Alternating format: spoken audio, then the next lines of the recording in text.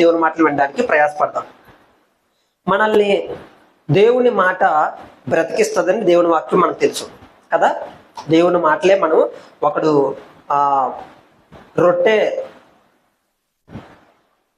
కంటే దేవుని మాట వలన వచ్చు, అది దేవుని నోట నుండి వచ్చు ప్రతి మాట వలన మనిషి బ్రతుకుతాడు బతకడా. ఆహారం కంటే దేవుని నోట నుంచి వచ్చే ప్రతి మాట వల్ల మనందరం కూడా బ్రతుకుతాము. అయితే ఆహారము శరీరం దృఢపరచుకోవడానికి, శరీరాన్ని దిట్టంగా ఉంచుకోవడానికి ఉపయోగపడితే, ఆరోగ్యంగా ఉండడానికి ఉపయోగపడితే, దేవుని మాట ఇందులో ఈ శరీరం అనే గుడారంలో నివసిస్తున్న ఆత్మ ఉందే, ఆ ఆత్మ ఆరోగ్యంగాను ధైర్యముగాను దృఢముగాను శక్తిగాను నిలబడాలంటే, అది కూడా జీవం కలదుగా ఉండాలంటే ఖచ్చితంగా దేవుని మాట అవసరం అన్నమాట. అంతే కదా, దేవుని మాట అనేది అవసరం. ఈ అవసరమైన మాటల్లో మనం చాలా విషయాలు నేర్చుకుంటూ ఉన్నాము. మనము ఒక దేవుని దగ్గరికి వచ్చిన వ్యక్తి ఏ విషయాలను ఉండాలి, ఏ విషయాలు కలిగి ఉండాలి, ఏ అర్హతలు కలిగి ఉండాలి అని చెప్పి నేర్చుకుంటూ, దేవుని దగ్గరికి వచ్చిన వ్యక్తి దేనిని ప్రాధాన్యంగా ఎంచాలని నేర్చుకున్నాం? దేవుని మాటే ప్రప్రథమైన దానిగా ఎంచాలి కానీ ఇంకా మధ్యాన్ని కూడా మొదటి స్థానంలో ఉంచడానికి వీలు లేదు. దేవునికి మొదటి స్థానాన్ని ఇచ్చి మిగతా అన్నిటిని కూడా తర్వాత స్థానాలలో వాటిలన్నింటిలో ఉంచాలి. మొదటి స్థానాన్ని ఇచ్చేదానికి మనము మొదటి ప్రయారిటీ ఇస్తాం, మొదటి ప్రాధాన్యతను ఇస్తామో ఇవ్వమా? మనకి ఏదైతే బాగా ఇంపార్టెంట్ అనుకుంటామో అది చేస్తామా? పర్వాలేదులే అనుకుని ఏమేం చేస్తామా? ముందు ఏం చేస్తాం? ఎక్కువగా ఏం చేస్తాము? ఉదాహరణ చెప్తాను. నువ్వు అర్జెంటుగా డ్యూటీకి వెళ్ళిపోవాలి, ఉద్యోగానికి వెళ్ళిపోవాలి. అక్కడ వెళ్ళిపోయి నీ తమ్ము పెట్టాలి, టైం పెట్టాలి, టైం పెట్టేయాలి. ఇంటి దగ్గర నీ కొడుకో నీ కూతురో పాపో బాబో ఇంటి దగ్గర ఏడ్చుకొని ఊర్లోకి వెళ్ళిపోయాడు. దేనిని ఇష్టంగా ఇస్తావు? ఇప్పుడు దేనిని ఇంపార్టెంట్గా ప్రాధాన్యంగా ప్రయారిటీ ఇస్తావు? దేనికి ప్రయారిటీ ఇస్తావు? స్కూల్కి వెళ్ళిపోవాలనేది ప్రయారిటీయా? పిల్లోడిని ఎత్తికి తెచ్చుకొని వాడిని జాగ్రత్త చేయాలనేది ప్రయారిటీయా? ఏది ప్రయారిటీని ఇస్తాం మనం? కొడుకు ఇస్తామా, ఉద్యోగానికి ఇస్తామా? అదే అలాగంటే అర్థమైపోతుంది. అందుకు కొడుకు ఇస్తామా, ఉద్యోగానికి ఇస్తామా? కొడుక్కి ఇస్తారు కదా. ఈరోజు పోయింది అటు చేత 2-3 తిట్లు తిన్నా పర్వాలేదు, ఈ రోజుకి ముందు లైన్లో పెట్టాలని చెప్పేసి కుమారుడు కోసం కూతురు కోసం ప్రయారిటీ ఇస్తాం. ప్రాధాన్యత ఎవరి మీద ఉంటుంది? కొడుకు కూతురు మీద ఉంటుంది. ఉద్యోగం అనేది తర్వాతగా, వాళ్ళ కోసమే ఉద్యోగం అనేటట్టుగా తర్వాత మన విధానాలను జాగ్రత్త పరుచుకుంటాం. దేవుడి దగ్గరికి వచ్చిన తర్వాత దేవుడా మిగతావా? దేవుడా ఒకవేళ కొడుకుకి ఇంపార్టెంట్ ఇచ్చే నువ్వు ఇప్పుడు దేవుడిని పెట్టావు అనుకోండి, దేవుడికి ఇస్తావా నీ కూతురు కొడుకు ఇస్తావా ఇంపార్టెంట్ అంటే ఏం చెప్తావు? దేవుడికి ఇస్తావా నీ తల్లిదండ్రులకి ఇస్తావా అంటే ఏం చెప్తావు? దేవుడికి ఇస్తావా నీ అత్తమామలకి ఇస్తావా అంటే ఏం చెప్తావు? దేవుడికి ఇస్తావా లేకపోతే నీ చుట్టూ ఉన్న బంధు బలగానికి రక్త సంబంధులకి ఇస్తావా అంటే ఏం చెప్తాం? దేవుడికి ఇస్తావా సంఘానికి ఇస్తావా అంటే ఏం చెప్తావు? దేవుడికి ఇస్తావా సహవాసానికి ఇస్తావా అంటే ఏం చెప్తావు? దేవుడికి ఇస్తావా పాస్టర్కి ఇస్తావా అంటే ఏం చెప్తావు? ప్రాధాన్యత ఎవరికి ఇస్తాం? దేవుడికి ఇచ్చేస్తారా? దేవుడికి ఇస్తారా? దేవుడికి ప్రాధాన్యత ఇస్తారు, అందరికి కూడా ప్రాధాన్యత ఇవ్వమని చెప్తాడు కదా. దేని ప్రాధాన్యంగా ఇస్తాం? దేవునికి ప్రాధాన్యత ఇవ్వాలి, మొట్టమొదటి ప్రాధాన్యత ఇవ్వాలి. ఈ మాటలు చాలా మందికి కొంచెం వ్యతిరేకంగా కనిపిస్తాయి. ఏంటి కట్టుకున్న భార్యను వదిలేయాలి, వీళ్ళందరూ వదిలేసి దేవుడిని మాత్రం పట్టుకోవాలా అనేటట్లు చాలా మంది ఆలోచిస్తారు. నేను చెప్పేది అలా కాదు, ఆ విధంగా కాదు. దేవుడికి ఎప్పుడైతే ప్రప్రథమమైన ప్రాధాన్యతను ఇచ్చి దేవుని యొక్క ఆజ్ఞలను, దేవుని యొక్క చిత్తాలను, దేవుని యొక్క నియమాలను, దేవుని యొక్క కట్టడలను నీవు ఎప్పుడైతే పాటించడానికి నువ్వు సిద్ధపడి నిలబడతావో అప్పుడు నీ వెనకాతలు వీళ్ళందరికీ ఎలాగ ప్రాధాన్యతను ఇవ్వాలో కూడా తెలుసుకుంటావు. అదేనా? దేవునికి ప్రాధాన్యత ఇవ్వకుండా, దేవుణ్ణి తెలుసుకోకుండా, దేవుడు ఎవరో అని దేవుడికి ఇవ్వాల్సిన స్థానాన్ని ఇవ్వకుండా నీ భార్యకి ఇవ్వాల్సిన స్థానం నీకు ఎలా ఇవ్వాలో నీకు తెలీదు, నీ భర్తకి ఏ స్థానం ఇవ్వాలో నీకు తెలియదు. అందుకే కదా ఇప్పుడు భార్య భర్తలు ఏమవుతున్నారు? ఇంటికి యజమానుడు భర్త అవుతున్నాడా, భార్య అవుతున్నాడా? సాధారణంగా మనం చూస్తే ఇంటికి యజమానుడు భార్యనా? కానీ ఎవరు ఉండాలి యజమానుడు? ఇంటికి హెడ్ ఎవరు? కుటుంబానికి హెడ్ ఎవరు? స్త్రీకి హెడ్ ఎవరు? పురుషుడే కదా. బైబిల్ చెప్తున్న విషయం అది. ఎందుకు యజమానుడు పురుషుడై ఉండాలి? పురుషుడై ఉన్నాడు అనుకో, ఇక్కడ ఒక అద్భుతమైన మాట ఉంటుంది. ఏంటో తెలుసా? స్త్రీ రాజు పక్కన ఉంటేనే రాణిస్తానంత అనుకుంటుంది. అంతేనే కదా. రాజుగా ఉన్నవాడిని బానిసగా చేసేసి నేను రాజులు అవ్వాలనుకున్నావు అనుకో, వాళ్ళు ఏమంటాం? రాజు లేకపోతే నీకెక్కడితే రాజు రాణిస్తాను ఉండదు. అందుకే స్త్రీ ఎప్పుడు కూడా తన భర్తను రాజుగా ఎంచాలి, తను రాణిగా అవ్వాలి. రాజు తర్వాత రాజు ఎవరు? రాణే కదా. రాజే లేకపోతే, రాజుని నువ్వు కింద తోసేస్తే నీ పరిస్థితి ఏమవుద్ది? నువ్వు రాణిగా ఉండగలవా? ఉండలేవు, మూర్ఖురాలు అయిపోతావు. కాబట్టి అలా ఉండాలని చెప్తుంది. ఇది దేవుడు పెట్టిన క్రమము, దేవుడు పెట్టిన పద్ధతి, దేవుడు పెట్టిన. అందుకే దేవుడికి ఎలాంటి ప్రాధాన్యత ఇవ్వాలో నీకు తెలియకపోతే నీ భర్తకి నువ్వు ఎలా ప్రాధాన్యత ఇవ్వాలో తెలియదు. భర్తలారా, దేవుడికి ఏ ప్రాధాన్యత ఇవ్వాలో మీకు తెలియకపోతే మీ భార్యకి కూడా ఎలాంటి ప్రాధాన్యత ఇవ్వాలో తెలియదు. నలుగురిలోను భార్య మీద నిందలేస్తావు, నలుగురిలోను భార్యను అల్లరిపాలు చేస్తావు. మా భార్య ఇలాంటిది అనేటట్లు మీ భార్య మీద నువ్వే సెటర్లు వేసుకొని నువ్వే సంతోషించేసుకొని ఇద్దరి మధ్య సంబంధాన్ని కోల్పోయేటట్లుగా నువ్వే తయారు చేసుకుంటావు. ఎందుకు? నీకు దేవుడికి ఎలాంటి ప్రాధాన్యత ఇవ్వాలో నీకు తెలియలేదు కాబట్టి భార్య కూడా. అందుకే దేవుడు ఏం చెప్తున్నాడంటే సగభాగం అన్నాడు. నాలో నాది అన్నాడు. ఆదికాండంలో అద్భుతమైన మాట ఉంటుంది. నరుల్లో నుండి తీయబడింది కనుక నారీ అనబడును అని భార్యాభర్తలను గురించి దేవుడు అద్భుతమైన మాట అని చెప్తాడు అనమాట. ఇప్పుడు నువ్వు నీ భార్యను తిట్టుకుంటున్నావు అంటే నిన్ను నువ్వు తిట్టుకున్నట్టేనే కదా. నీ భర్తను తిడుతున్నావు అంటే నిన్ను నువ్వు తిట్టుకున్నట్టేనే కదా. ఎవరి దగ్గరికి వస్తే తెలిసి ఈ విషయాలు? నీ భర్తను నువ్వు తిడుతున్నావు అంటే నిన్ను నువ్వే తిట్టుకుంటున్నావా మూర్ఖురాలా?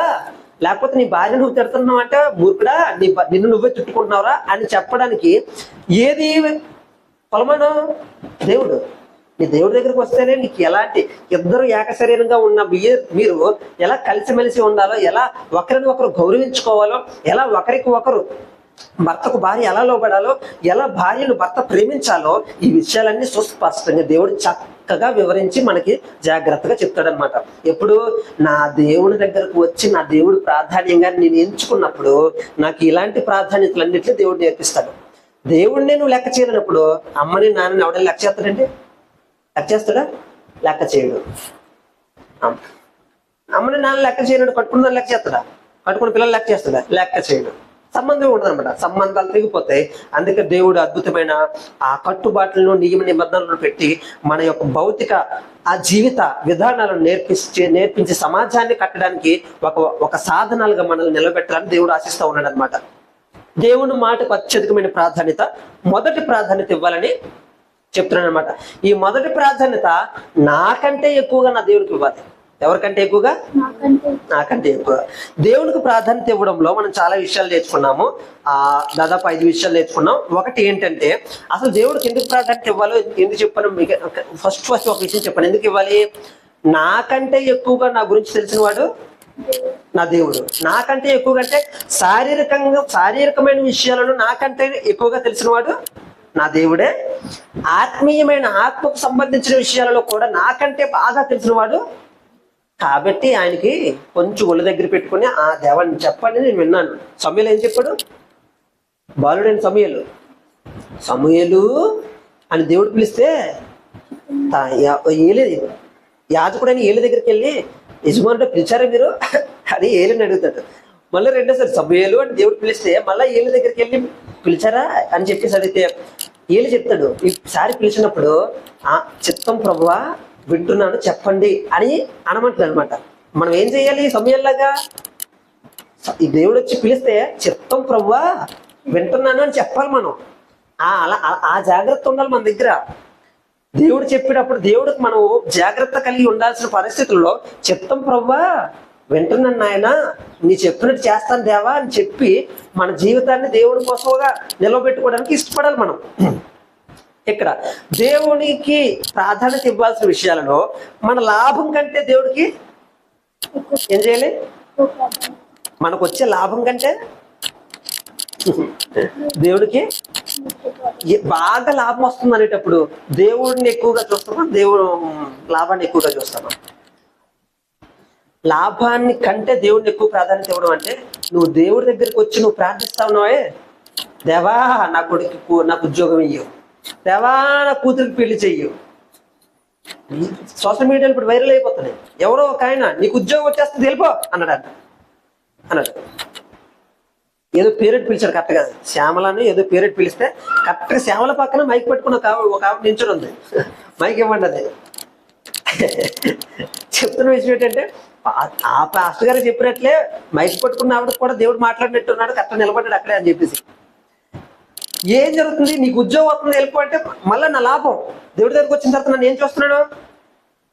నా దేవుడిని ప్రాధాన్యంగా ఎంచాలనే పరిస్థితుల్లో నా ఉద్యోగాన్ని, నా రాబడిని, నా లాభాన్ని ప్రాధాన్యంగా ఎంచుకోవడానికి దేవుడి దగ్గరికి వస్తున్నాడు. ఇది దౌర్భాగ్యం క్రైస్తవ్యంలో. మీరు బయట ఏదైనా చేసుకుంటే నాకు సంబంధం లేదు.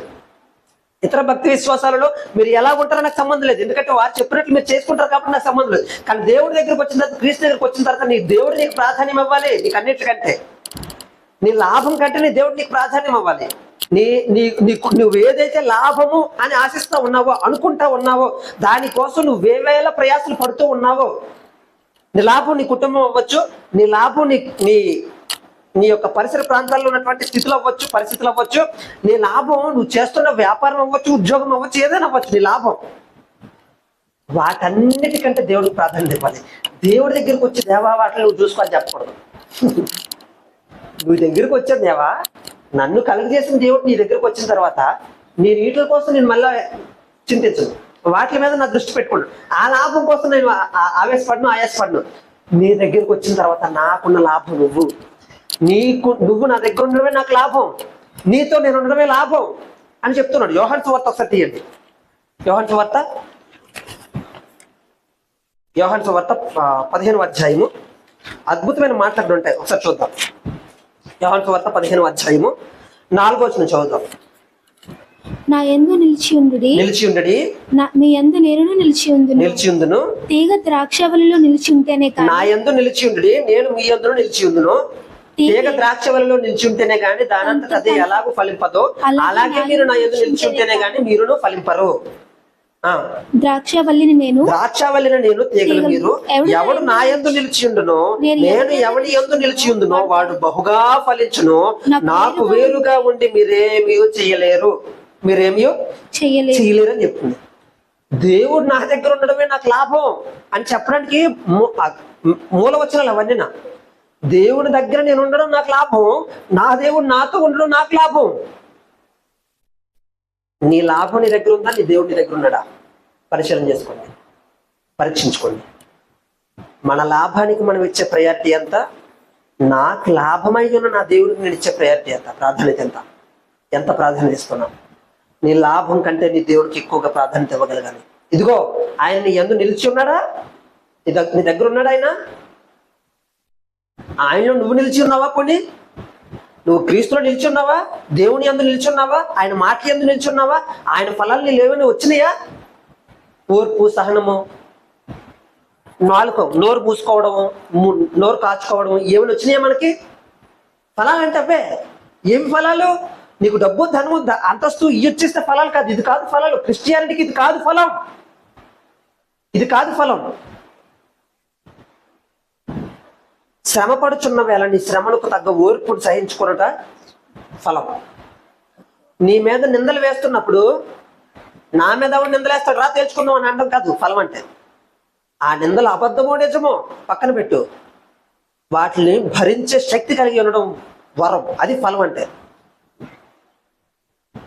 నీకు బాధ కలిగినప్పుడు ఎవరు బాధించారో వారికి తిరిగి దెబ్బ కొడతామనేది కాదు ఫలం అంటే.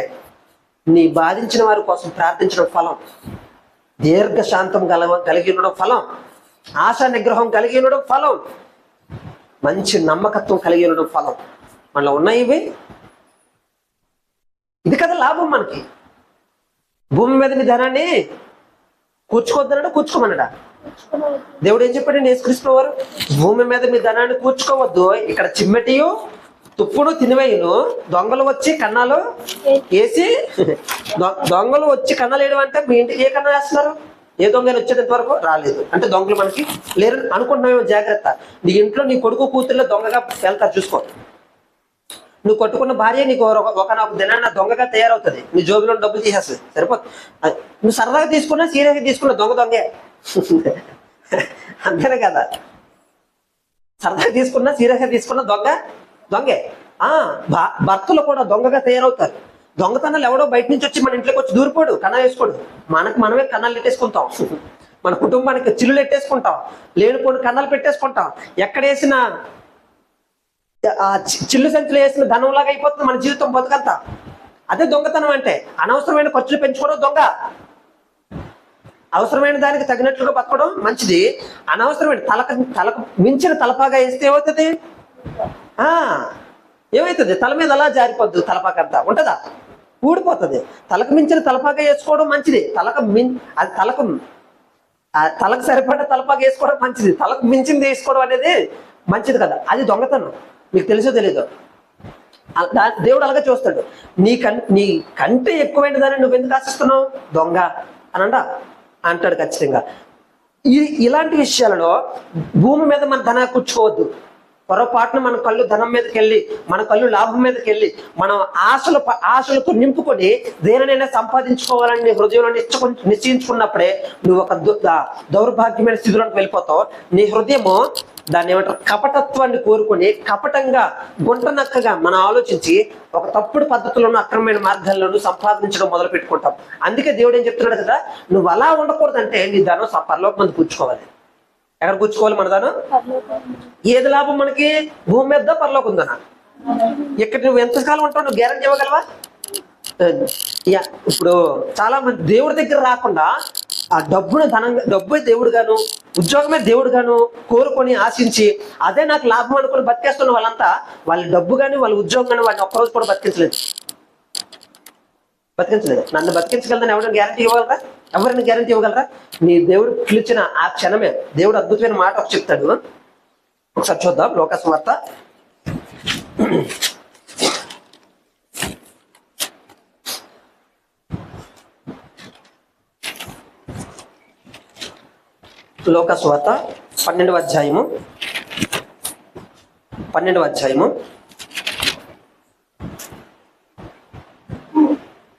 ఈ మాటను చెప్పుకొని మనం ముందుకు వెళ్దాము.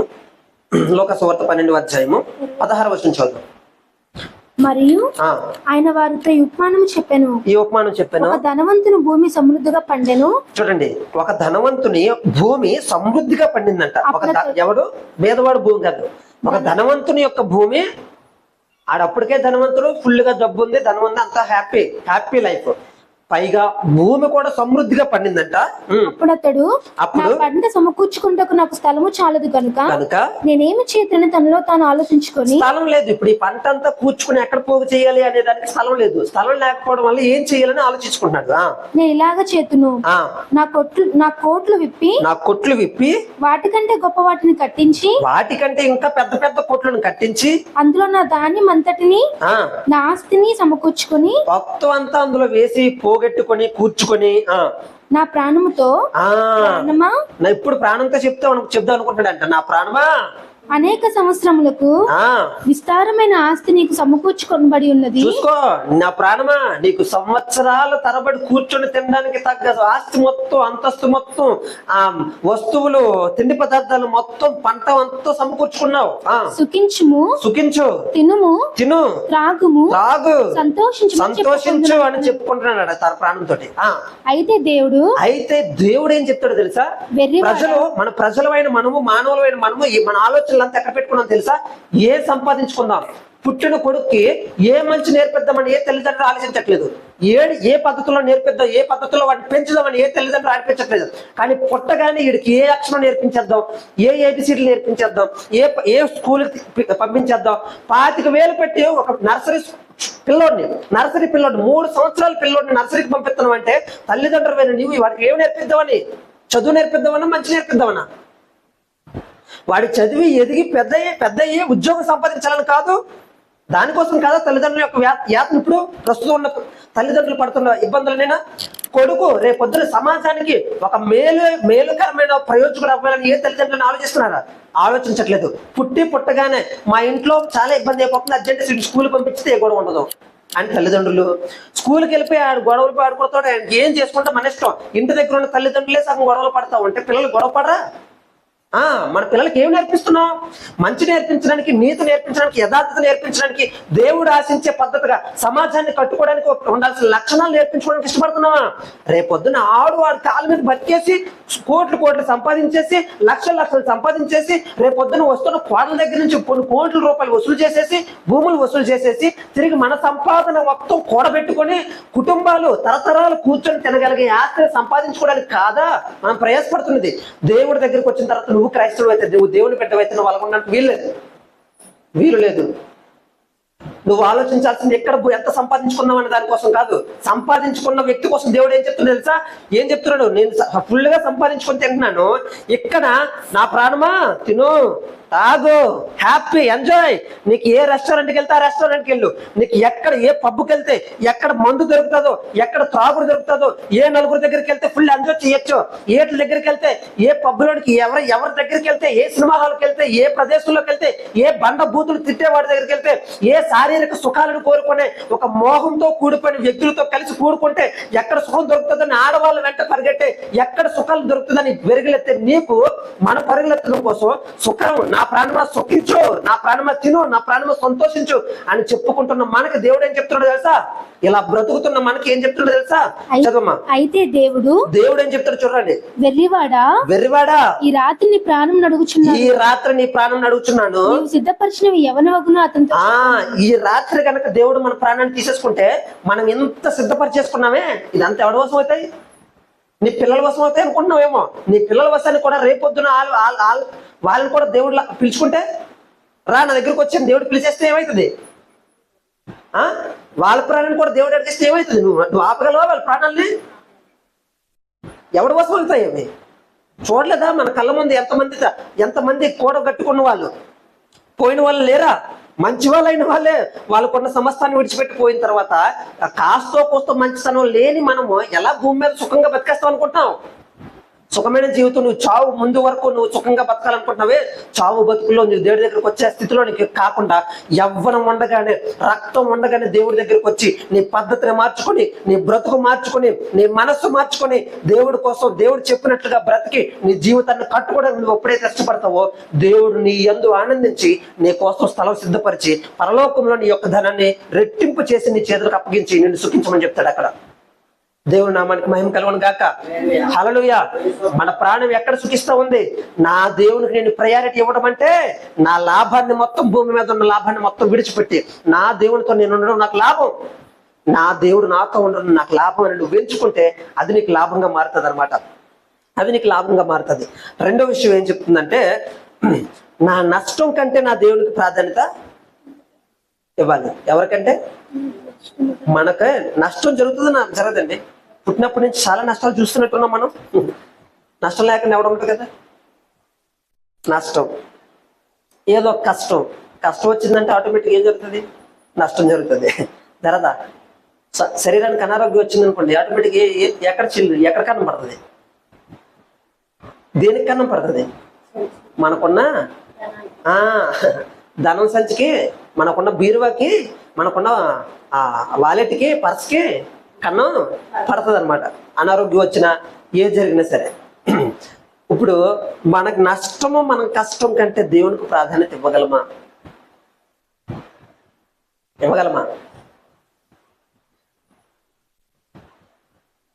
జాగ్రత్త పరిశీలన చేయండి.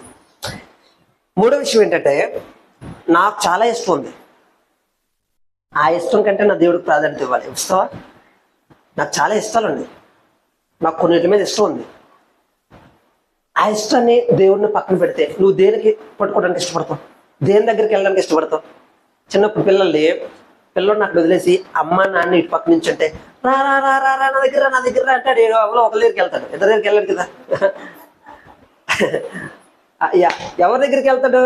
సాధారణంగా ఎవరి దగ్గర ఉంటే వాళ్ళ దగ్గరికి వెళ్ళిపోతాడు, లేకపోతే ఎవరికాసి చూస్తే వాళ్ళకేసి వెళ్తాడు పిల్లడు. ఆ క్షణంలో అంత ఇష్టాలు అయిష్టాలు ఏమి ఉండవు కదా పిల్లలకి. కానీ ఇప్పుడు వచ్చేస్తున్నాయిలేండి పిల్లలకి, అది వేరే విషయం.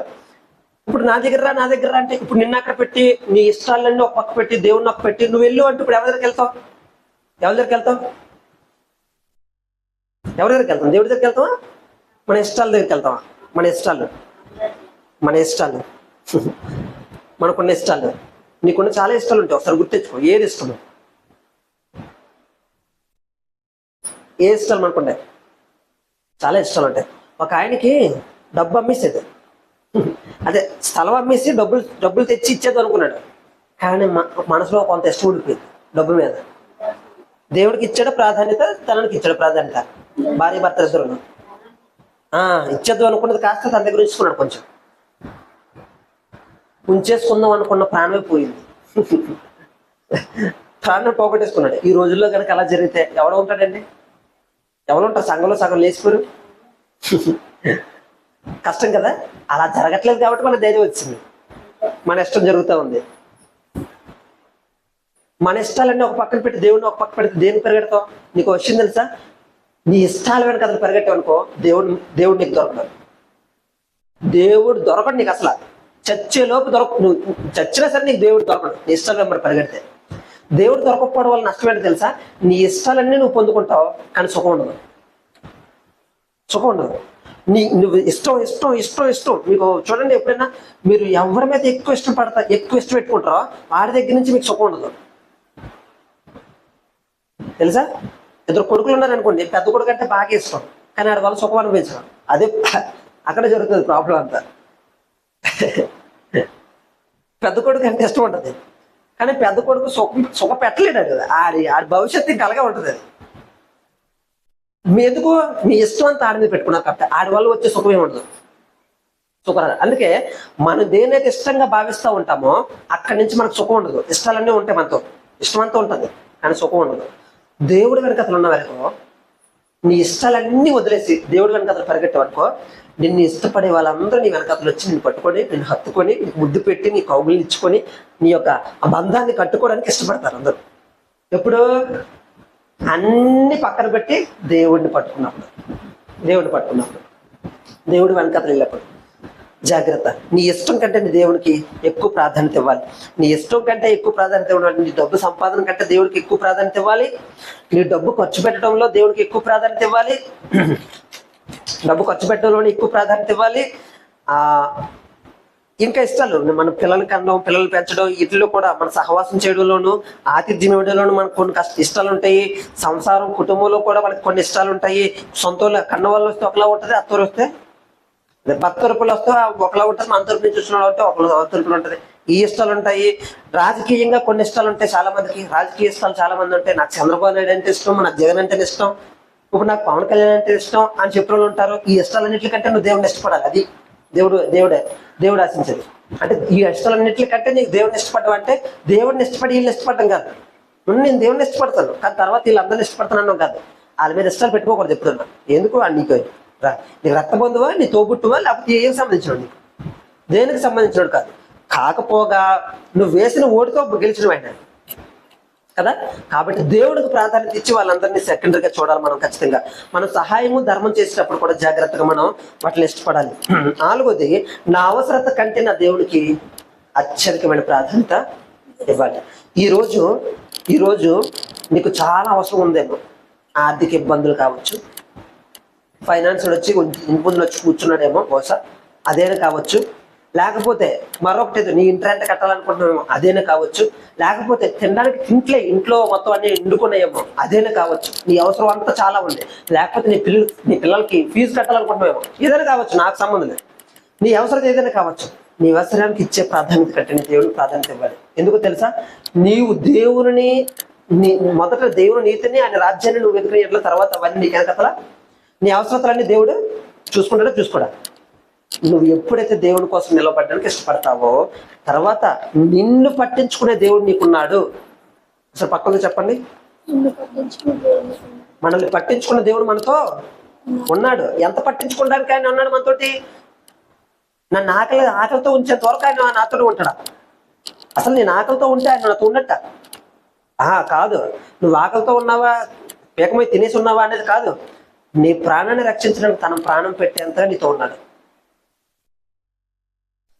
మన ప్రాణాన్ని రక్షించడానికి నా కోసం తన ప్రాణాన్ని పెట్టేంతగా నా స్నేహితుడు నాతో ఉన్నాడు, నా యేసుక్రీస్తు నాతో ఉన్నాడు. అది నీకు ఉండాల్సిన ధైర్యం అది. అలా ఉన్నప్పుడు నీకు దేని మీద బెంగ ఉండదు. నీ ఇంట్లో ఏం జరుగుతుందో, ఏం జరగట్లేదు, ఏముందో ఏం లేదో అనే చింత ఉండదు నీకు. ధైర్యంగా నా దేవుడు ఉన్నాడు. చెప్పండి ఒకసారి, చదువు పాడుకున్నాం కదా, నీవు నాకుండగా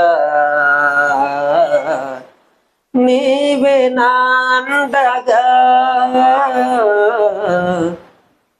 ఆయన మనతో ఉంటే మన ఆత్మ యొక్క దాహాన్ని తీర్చి మనల్ని వెంబడించే బండగా మారుతాడంట. యేసుక్రీస్తు వారు చెప్పిన మాట. ఒకసారి యోహాను సువార్త తీయండి, చెప్తాను, మంచి మాట చూపిస్తాను. యోహాను సువార్త 4వ అధ్యాయము చదువమ్మా మొదటి నుంచి. యోహాను కంటే యోహాను సువార్త 4వ అధ్యాయము 14వ వచనం చదువుతాం, 13వ వచనం చదువుతాం.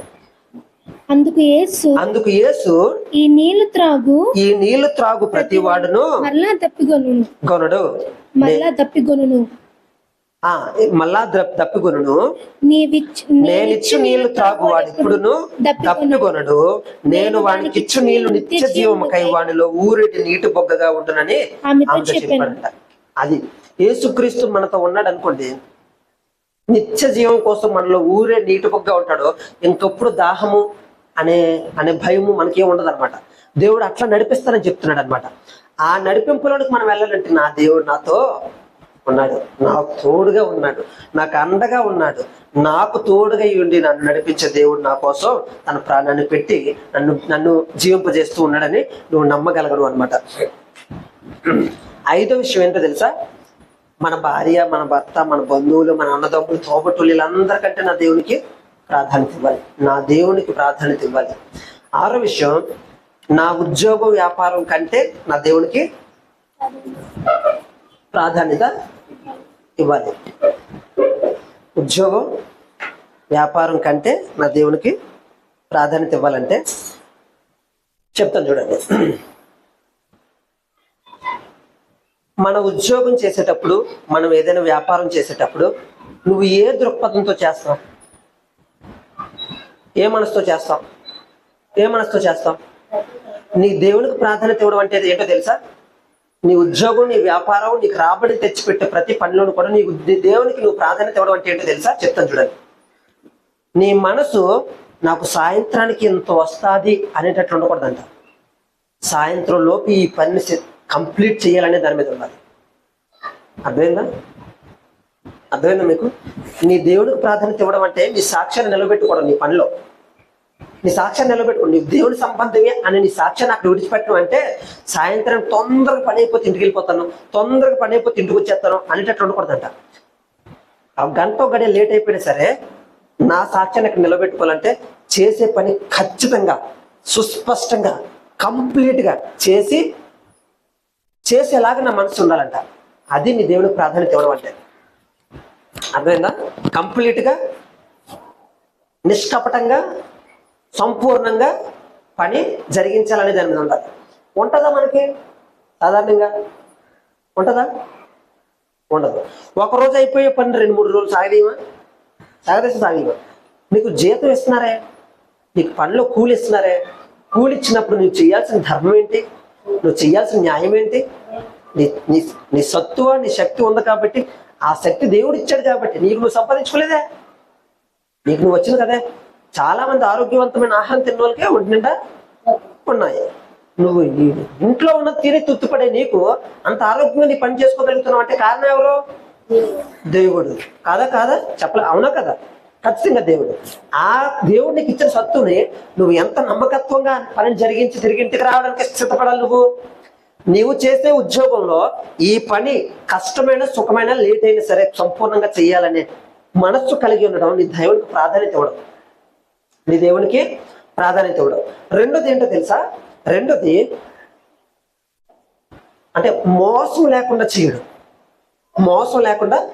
చేయడం. ఉదాహరణ చెప్తాను. నాకు కావాల్సిన వస్తువు ఇలా ఉండాలి, నాకు కావాల్సిన ఐటమ్ ఇలా ఉండాలి అని మీకు చెప్పండి. మీరు పని చేస్తున్నారు అనుకోండి, మీకు చెప్పండి. ఇప్పుడు ఇది వెయ్యాలి. ఉదాహరణ చెప్తాను. ఒక చెక్క పని అనుకోండి, నాకు టేకు చెక్కతో పని అవ్వాలి, ఎంత ఖరీదు అవుతుందో చెప్పండి, నేను ఇచ్చేస్తాను. టేకు చెక్క వేయాలి, దాని డిజైన్ ఎలా ఉండాలి, దాని లెంగ్త్ ఎంత ఉండాలి, దాని పొడవు ఎంత ఉండాలి, దాని యొక్క పని యొక్క డిజైన్ మొత్తం ఎలా ఉండాలి అని నేను మీకు మొత్తం చెప్పేసి వెళ్ళిన తర్వాత మోసం లేకుండా చేయాలి. దేవునికి ప్రాధాన్యత ఇవ్వడం అంటే అది మోసం లేకుండా చేయాలి. మీకు చెప్పిన తర్వాత ఆయన అడిగిందే చేస్తారా, మధ్యలో ఏమైనా మిక్సింగ్ కలుపుతారా? మిక్సింగ్ ఉంటుందా? దేవుడికి ప్రాధాన్యత ఇవ్వడం అంటే అదే. అదే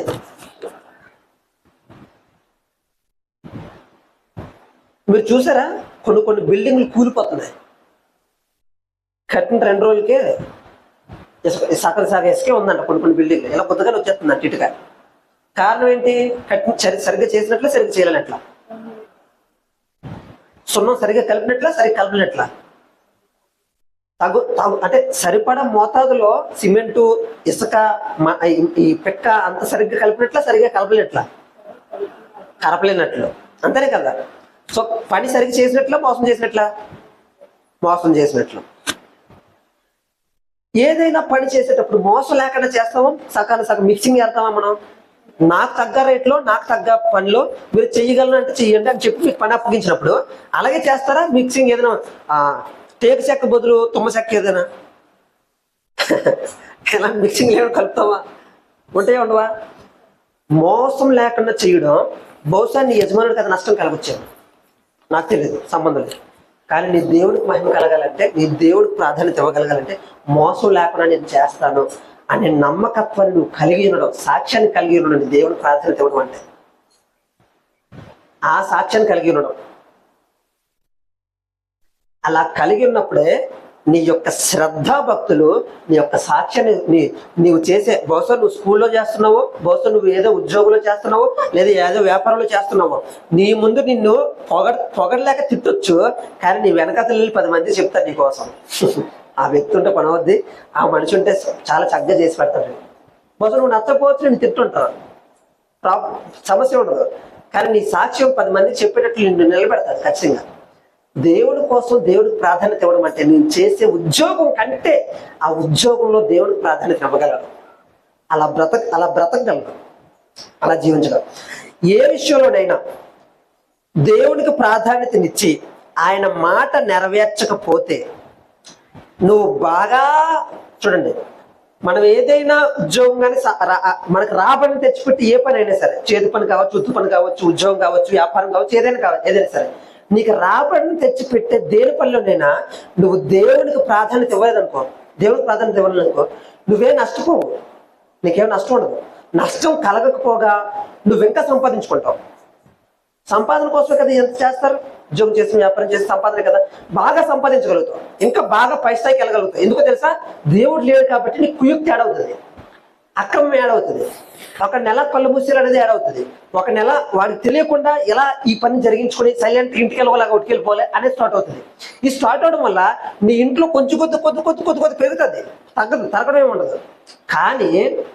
కానీ దేవుడి దారిలో నువ్వు తొలగిపోయి భ్రష్టుడు అయిపోతావు. ప్రజల దృష్టిలో నువ్వు ఎత్తుకెదిగిపోతావు, ఒక లెవెల్కి వెళ్ళిపోతావు, ఒక పొజిషన్కి వెళ్ళిపోతావు. కానీ దేవుడు అని ఉమ్మేసేస్తాడు. కారణం ఏంటో తెలుసా? నువ్వు దేవుడి కంటే నువ్వు నీ పనిని, నీ సంపాదనను, నీ రాబడిని ఎక్కువగా ప్రేమించుకున్నావు, ఎక్కువగా ప్రాధాన్యత ఇచ్చుకున్నావు. ఈ రోజుకి ఎలాగైనా ఇంత టార్గెట్ పెట్టుకొని ఇంటికి పట్టుకెళ్ళాలని నువ్వు నిర్ణయాలు తీసుకున్నావు. కాబట్టి నీ దేవుడు నిన్ను నీ ముఖం మీద ఉమ్మేసేటట్లుగా భ్రష్టుడుగా మిగిలిపోతావు. పనిలో మన నమ్మకత్వం కలిగి ఉండాలంటే ఉద్యోగంలో, మనం చేస్తున్న ఉద్యోగంలో ఆ నమ్మకంగా ఉండాలన్నమాట. లోక సువార్త 12వ అధ్యాయము 15వ వచనం చదువుతాం ఒకసారి.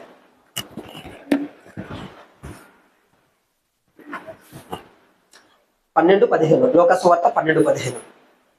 మరియు ఆయన వారితో, లోక సువార్త 12వ అధ్యాయం 15వ వచనం. మరియు ఆయన వారితో, మీరు ఏ విధమైన లోభమునకు ఎడమియక జాగ్రత్త పడుడి, ఒకని కలిమి విస్తరించుట వాని జీవమునకు మూలము కాదనెను. ఏం చెప్తున్నాడు? ఒకని కలిమి విస్తరించుట వాని జీవానికి మూలము కాదు. పొరపాటున చూడండి, క్రిస్టియానిటీలో, క్రైస్తవ సమాజంలో జరుగుతున్న అతిపెద్ద స్కాము, మోసం, ఫ్రాడ్ ఏంటంటే, నా దేవుడి దగ్గరికి వస్తే నాకు ఉద్యోగం వచ్చేస్తుంది, నా దేవుడి దగ్గరికి వెళ్తే నాకు ఏదో మంచి జరిగిపోతుంది, నా దేవుడి దగ్గరికి వెళ్తే నాకు రాత్రికి రాత్రి కుబేరుని అయిపోతాను, దేవుడి దగ్గరికి వెళ్తే నాకు రాత్రి రాత్రి ఏదో ఒకటి ఊడిపడిపోద్ది అని అనుకొని దేవుడి దగ్గరికి వెళ్ళే క్రైస్తవ సమాజం చాలా ఎక్కువైపోయింది. క్రీస్తు తెలియదండి వాళ్ళకి, క్రీస్తు తెలియదు. క్రీస్తు దగ్గర ఏమున్నాయో మాత్రమే తెలుసు, క్రీస్తు ఏమిస్తాడో మాత్రమే తెలుసు. అసలు యేసుక్రీస్తు అంటే ఎవరో తెలియదు. తెలియకపోవడం వల్ల వాళ్ళు ఏమనుకుంటున్నారంట, కలిమి దేవుడి దగ్గర అంటే చర్చికి వెళ్తాను, ప్రేయర్కి వెళ్తాను, ఆరాధనకి వెళ్తాను, పాస్టర్ గారి చేతి ప్రార్థన చేయించుకుంటాను, ఏదో ఒక వాగ్దానం దొరికేస్తుంది నాకు. అమ్మయ్య ఈ రోజు నాకు ఆ దేవుడు నాతో మాట్లాడేశాడు, నాకు ఉద్యోగం కోసం నేను కనిపెడతా ఉంటే దేవుడు నాకు మార్గాలు తెరిస్తాడు, నాకు ఇచ్చేస్తాను అన్నాడు, లేకపోతే నేను పెళ్లి కోసం సిద్ధపడుతూ ఉంటే నాకు పెళ్లి కోసం దారి తెరిస్తాడు, లేకపోతే నాకు గర్భఫలం కోసం దేవుడు నీ గర్భాన్ని ముడతాడని చెప్పి దేవుడు వాగ్దానం ఇచ్చేసాడు. ఇలాంటివన్నీ పట్టుకొని దేవుడు నన్ను కలములోకి తీసుకెళ్ళిపోతున్నాడు, నా ఆశలు నెరవేర్చేస్తున్నాడు, నా కోరికలు తీర్చేస్తున్నాడు అనుకునే క్రైస్తవులందరికీ కూడా దేవుడు చెప్తున్న మాట ఏంటంటే, ఒకని కలిమి విస్తరించడం వలన అది జీవానికి వాని జీవానికి మూలము కాదు అని చెప్తుంది దేవుని మాట. నీ కలిమి విస్తరించడం దేవుని అడ్డం పెట్టుకుంటావు, దెయ్యాన్ని అడ్డం పెట్టుకుంటే నీ ఇష్టం. నీ కలిమి విస్తరించినంత మాత్రం నువ్వు జీవించేస్తావు అనుకో, నువ్వు మృతుడివే, మరణించిన స్థితిలోనే ఉన్నావు, చచ్చిన స్థితిలోనే ఉన్నావు, ఆ శవపు స్థితిలోనే శవంగానే నువ్వు ఉన్నావు, జీవించే స్థితిలో నువ్వు లేవు. ఎందుకంటే దేన్ని వెతుకుతున్నావు నువ్వు? లోకానికి నాకు పొత్తు లేదన్న లోకాన్ని వెతుకుతున్నావు నువ్వు. లోకము దృష్టిలో లోకపక్షంగా మీరు మరణించాల్సిన వారై ఉండగా మిమ్మల్ని మీరు జీవింప చేసుకుంటున్నారనే స్థితిలోనే మనం ఉన్నాం. కాబట్టి లోకంలో మన కలిమి విస్తరిస్తున్నంత మాత్రాన మనము జీవంలోనికి వెళ్తామనే నిశ్చయత మనకి ఉండదు.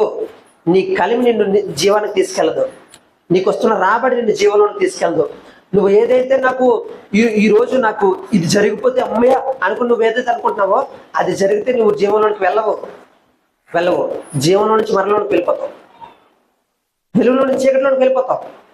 ఇవన్నీ అపవాది నిన్ను సులువుగా చిక్కులు పెట్టే చిక్కులు ఇవన్నీ, ఈ ఉచ్చులు ఇవన్నీ.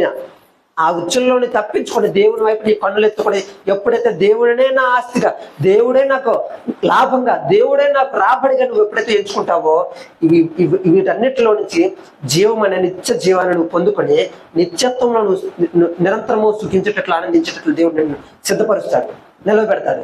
లోకంలో ఉన్నదంతయో నేత్రాశ, శరీరాశ, జీవపు డంబమే. జీవపు డంబమే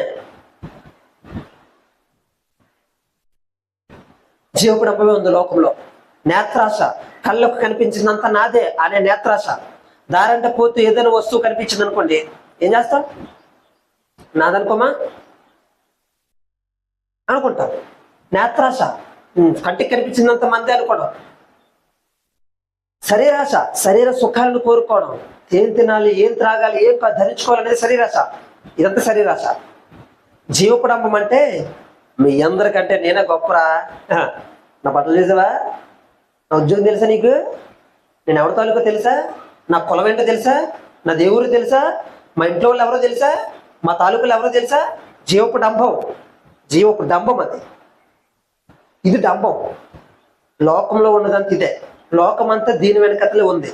బట్ క్రైస్తవుడు అయిన నువ్వు అలా ఉండడానికి వీల్లేదు. నువ్వు దేవుడి దగ్గరికి వచ్చిన తర్వాత నీ మనస్సు మార్చుకొని, నాకు కొందరు గుర్రములను బట్టి కొందరు రథములను బట్టి అచ్చయపడదు, కానీ నేనైతే నా దేవుడైన యెహోవా యందు అచ్చయపడతానని చెప్పగలిగే స్థితిలో నువ్వు ఎదగాలి. నీకు రథాలు ఉండకపోవచ్చు, గుర్రాలు ఉండకపోవచ్చు, నీది మంచి కులము కాకపోవచ్చు. అదే మంచి కులం అంటే మళ్ళా తప్పు అనుకోకండి. ప్రజలు చెప్పుకునే అంత గొప్ప కులం కాకపోవచ్చు నీది, ప్రజలు చెప్పుకునేంత పెద్ద ఉద్యోగం కాకపోవచ్చు, ప్రజలు చెప్పుకునేంత లైఫ్ స్టైల్ నీకు లేకపోవచ్చు. అయినప్పటికీ నువ్వు దేవుని పద్ధతుల్లో నువ్వు ఉండగలిగితే నీ అత్యం దేవుని బట్టి ఉంటుంది. ఇందాక చదువుకున్నాం కదా 112వ కీర్తనలో, ఒకసారి చూద్దాం. 112వ కీర్తన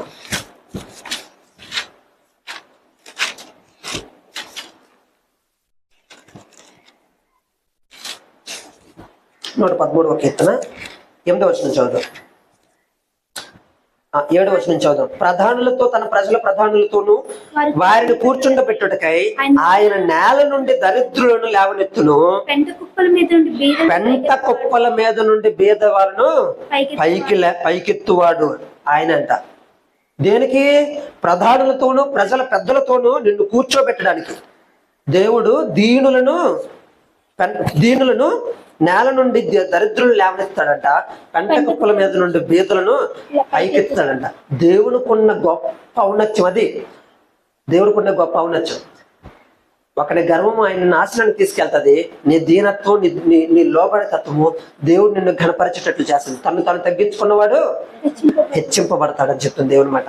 నువ్వు తగ్గించుకోకుండా డంభంతో నిలుపుకొని నీకున్న ఆశలతోని గర్వాంతుడు అయిపోయి నువ్వు లోపల కలిసిపోయావు అనుకో, నీకు తగిలేది నువ్వు చివరికి నువ్వు చేరుకునేది నరకానికే, నిత్య నరకానికే.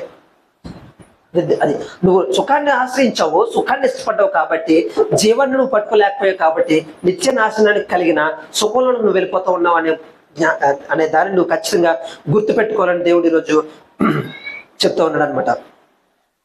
ఒకని కలిమి విస్తరించడం వలన వాడి జీవానికి మూలం కాదు. నీకు కలిమి విస్తరిస్తుందంటే జాగ్రత్త కలిగి ఉండాలి. ఇంకా మనం జాగ్రత్తగా ఉండాలి.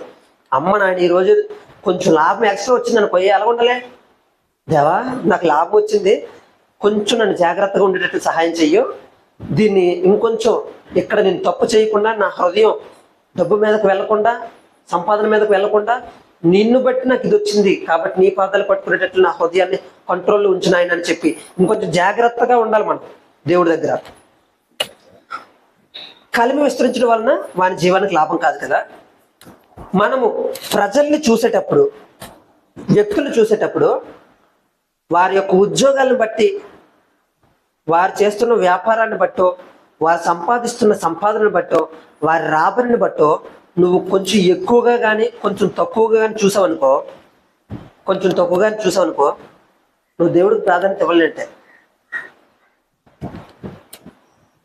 నాది మంచి ఉద్యోగం, సూపర్ ఉద్యోగం ఉంది, నాకు ఉద్యోగం ఉంది, నన్ను ఎలా చూస్తావు నువ్వు?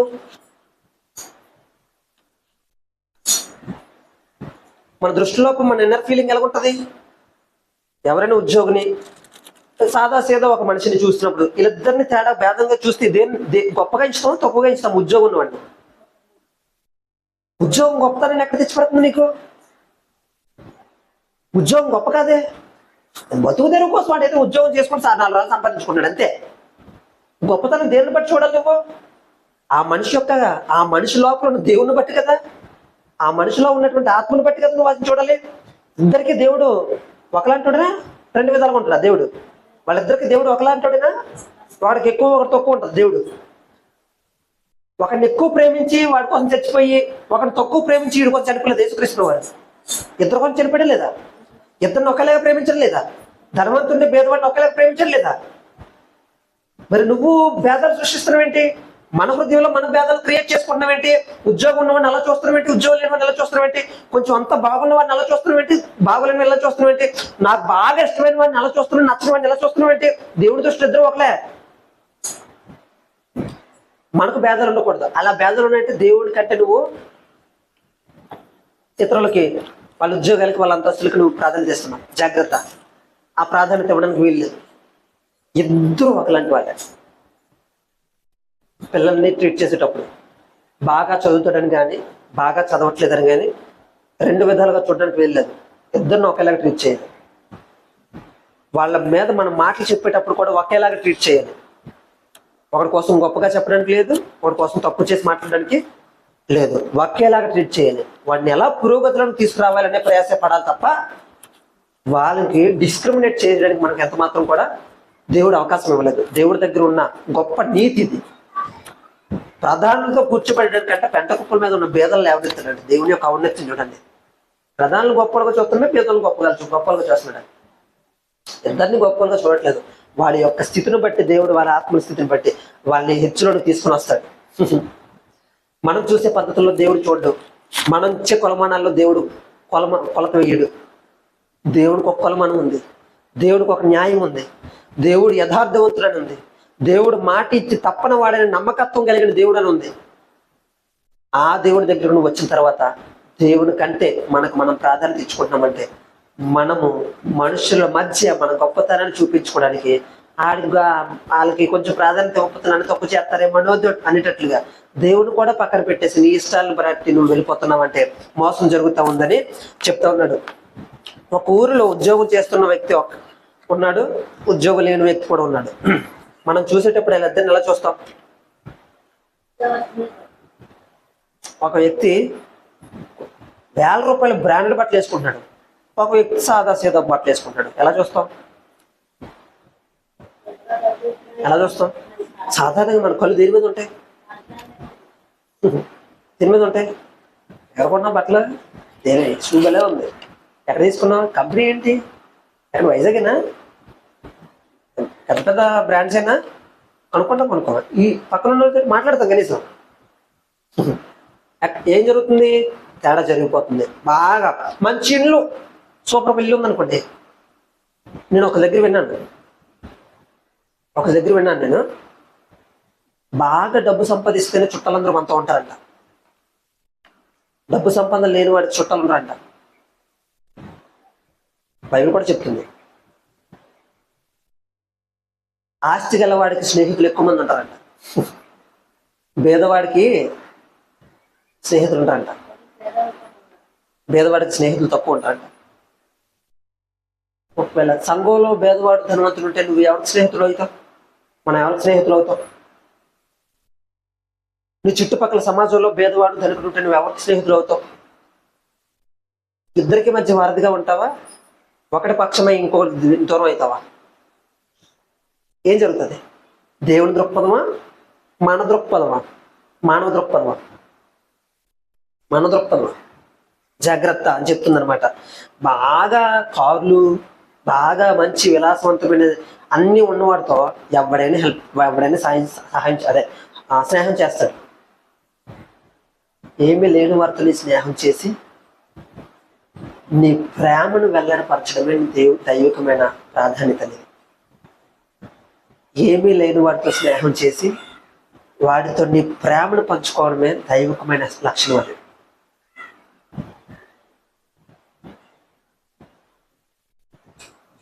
దేనికి నువ్వు ప్రాధాన్యత ఇస్తావు? దేని మీద నువ్వు అనుకుంటావు? లేని వాడిని లేదు లేదు లేదు లేదు అని 10 సార్లు నువ్వు సూటిపోటు మాటలు పొడుస్తావా? ప్రేమతో రాబట్టుకోవడానికి ఇష్టపడతావా? జాగ్రత్త అని చెప్తుంది అనమాట. నీ ఉద్యోగం లేదా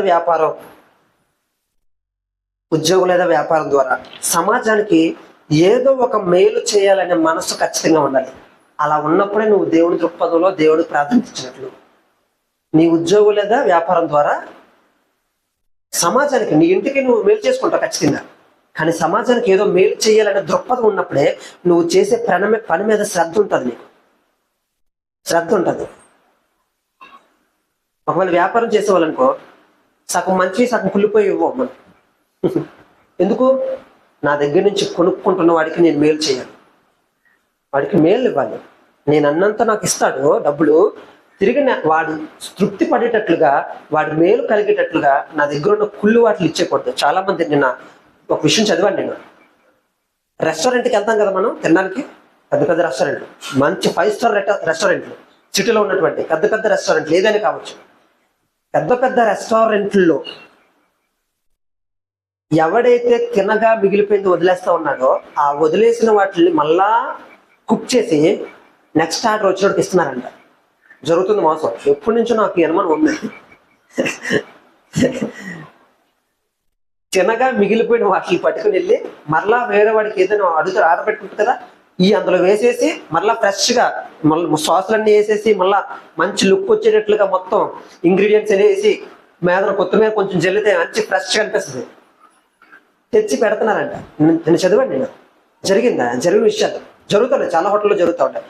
కొన్ని 5 స్టార్ హోటల్స్లో అయితే ఫ్రిడ్జ్లో కుళ్ళిపోయిన వాటిని స్పైసెస్ వేసి సాసులు వేసి ఫ్రెష్ కొట్టి ఏమైంది తినేటప్పుడు నీకు రుచి తెలియదు, అది మంచిదా చెడ్డదని తెలియదు. సాసులు డామినేట్ చేసేస్తాయి. టేస్ట్ డామినేట్ చేసిన వల్ల అది ఎలా ఉంటుందో నీకు తెలియదు. కొంచెం పాడైనవి కాస్తో కోస్తో మీరు చికెన్ ఎప్పుడైనా తింటున్నారంటే జాగ్రత్త. అది ఒకసారి 2-3 సార్లు ఫ్రై చేసి దాన్ని ఫ్రీజ్ చేసి రోజు తీసి లోపల నుంచి బయట తీస్తుంటారు ఒక్కొక్కటిన. జాగ్రత్త తినేటప్పుడు. ఈ రెస్టారెంట్లో జరుగుతున్నవి బయట ఎక్కడైనా మోసం జరుగుతుంది. ప్రజలు అంటే మనం ఏదో ఫ్రెష్గా దొరుకుతుందని ఆశించి వెళ్తాం మనం, కానీ అక్కడ దొరికేది ఫ్రెష్ కాదని తెలిస్తే మన హృదయం ఏమవుతుంది?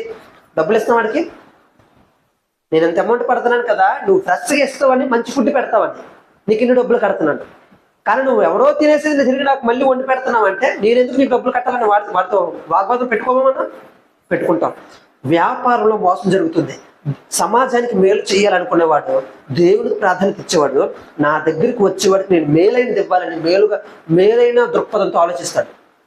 చెడిపోయినవి పాడైపోయినవి ఇవ్వడానికి ఇష్టపడ్డాడు, మేలైనవే చేయడానికి ఇష్టపడతాడు. నా దగ్గరికి వచ్చిన వాడికి నేను మేలైనది చేయాలి, వాడు అనుకునేటట్లు నేను చేసి పెట్టాలి వాడికి అనేటట్లు మేలుకరమైన సమాజానికి ఉపయోగం ఉంది, సమాజానికి మేలైన దాన్ని ఇష్టంగా ఇవ్వడానికి ఇష్టపడతాడు. అది ఏ ఉద్యోగమైనా సరే, అది పిల్లల పరిచర్య లేకపోతే ఇంకా ఏ ఉద్యోగమైనా సరే, నువ్వు మేస్త్రి అయినా, కార్పెంటర్ అయినా, సంథింగ్ ఇంకే పరిస్థితి అయినా సరే, అది ఏ బిజినెస్ అయినా, ఎంత పెద్ద పనైనా, చిన్న మెకానిక్ షాప్ అయినా, ఏదైనా సరే, నువ్వెందులో ఉన్నా సరే, నా దగ్గరకు వచ్చిన వాడికి నేను మేలు చేసి పెట్టాలి. ఆ మేలు కొంత ధనాన్ని ఇచ్చి పుచ్చుకోవడంలో జరుగుతూ ఉందని ఇంగిత జ్ఞానంతో నా దేవుడిని ఘనపరిచేటట్లుగా, నీ దేవుడికి ప్రాధాన్యత ఇచ్చేటట్లుగా అక్కడ నువ్వు చేయాల్సిన మేలును గుర్తు చేసుకుని దేవుడికి ప్రాధాన్యత ఇచ్చే నీ సాక్ష్యాన్ని కాపాడుకోవాలి. దేవుడు ఆశిస్తున్నది అది. నీ ఉద్యోగంలో, నీ వ్యాపారంలో ఎవరికి ప్రాధాన్యత ఇస్తావు? నువ్వు ఎవరికి ప్రాధాన్యత ఇస్తావు? జాగ్రత్త సుమ. ప్రజలను మోసం చేసే పద్ధతుల్లో మనం ఎప్పుడు కూడా ఉండకూడదు. దేవుడి నామాన్ని బట్టి ప్రజల మధ్యలో మనం దూషింపబడినా పర్వాలేదు మేలు చేసి, కానీ దేవుడి పద్ధతులు మాత్రం దాటి అన్యాయమైన పద్ధతులు, అక్రమైన పద్ధతులు ఎప్పుడు కూడా మనం అడుగు వేయకూడదని దేవుడు ఆశిస్తూ ఉన్నాడు అనమాట. ఎప్పుడు కూడా ఈ పద్ధతిలో మనం ఉండాలని దేవుడు ఆశిస్తూ ఉన్నాడు. కాబట్టి దేవుడికి ఇష్టకరంగా ఉండాలని దేవుడు కోరుకుంటూ ఉన్నాడు, దేవుడికి ప్రాధాన్యత ఇవ్వాలని కోరుకుంటూ ఉన్నాడు. ఈ లోకంలో ఉన్నదంతా నేత్రాశ, శరీరాశ, జీవపు డంబమే. ఒకని కలిమి విస్తరించడం వలన వాని జీవమునకు మూలం కాదు. నీ కలిమిని బట్టి నువ్వు వెర్రవేగకు, నీకు వస్తున్న రాబడిని బట్టి నువ్వు విడిచిపడకు. దేవుడిది ఇస్తేనే నీకు వచ్చిందనే కృతజ్ఞత కలిగిన వాడివై దేవుని సన్నిధిలో మోకరించి దేవుని నామాన్ని ఘనపరిచేటట్లుగా నీ సాక్ష్యాన్ని సమాజం మధ్యలో నిలవబెట్టుకోవడానికి ప్రయాసపడితే నిన్ను బట్టి దేవుడు ఘనపరిచేటట్లుగా, నిన్ను బట్టి దేవుడు ఆనందించేటట్లుగా మారుతాడు. నిన్ను ఘనపరచడం, నిన్ను హెచ్చించడానికి దేవుడు ఒక మెట్టు నిన్ను ఎక్కించడానికి ఆయన ఎల్లప్పుడూ సిద్ధంగా ఉంటాడనే విషయాన్ని నువ్వు ఎప్పుడు జ్ఞాపకం చేసుకొని దేవుని నామంలో కృతజ్ఞులమై బ్రతుకున్నట్లుగా, దేవ ఈ జీవితం నాకు ఫ్రెష్గా ఇచ్చావు, ఆరోగ్యంగా ఇచ్చావు, విలువైనదిగా ఇచ్చావు, నా జీవితంలో నుండి కూడా అనేక మందికి నేను విలువైన వాడిగా ఎంచబడేటట్లుగా, విలువైన హృదయంతో, విలువలతో కూడిన నా మనస్సును అనేక మందికి పంచేటట్లు నన్ను సిద్ధపరచు దేవని చెప్పి దేవుని సహాయాన్ని అడిగి ప్రార్థన చేసుకుందాం. తల వంచుకుందాం, కళ్ళు మూసుకుందాం, ప్రార్థన చేసుకుందాం.